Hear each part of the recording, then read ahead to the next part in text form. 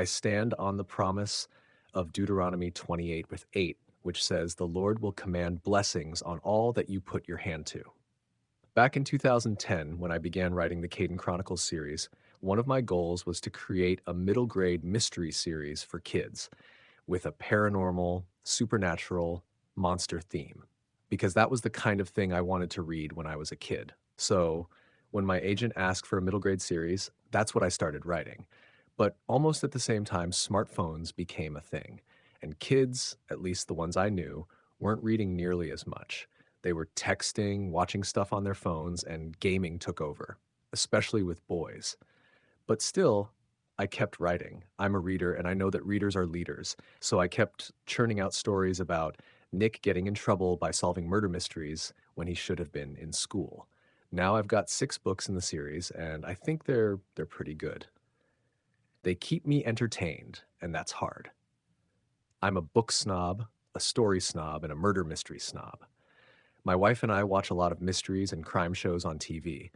We play the game of trying to solve the mystery before the end of the episode.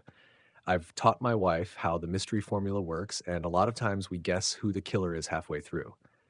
Anyway, this is just my way of saying I really enjoy writing the Caden Chronicles series. I think if kids give it a chance, if parents will give the series to their child, the stories are funny, fast reads. My writing has gotten better over the years, so the newer books are better, I think, but I love them all. They're my babies. The series is a lot like the old Hardy Boys books, with a touch of Scooby-Doo mixed in. I try to put in humor. There's always a paranormal monster theme because Nick's trying to prove there aren't really monsters, but there are scary things out there. Usually the scary stuff has nothing to do with made-up monsters and everything to do with how people treat each other.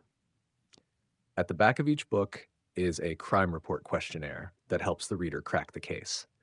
And of course, each story points the monster origin back to the Bible, because I happen to believe the concepts of mummies, zombies, vampires, werewolves, ghosts, and all the rest were lifted from stories in the Bible, where dead people came out of the grave, walked around, a king was turned into a beast because he didn't honor God, or uh, Jesus said, "Drink my blood and you'll live forever." And people were like, "Hey, that would be great. I'd love to live forever." Anyway, that's who I am and why I write these supernatural murder mysteries for kids. I love hearing from readers, so if your child likes one of my books, have them email me, Eddie@eddiejones.org. I'm Eddie Jones. Thanks for listening.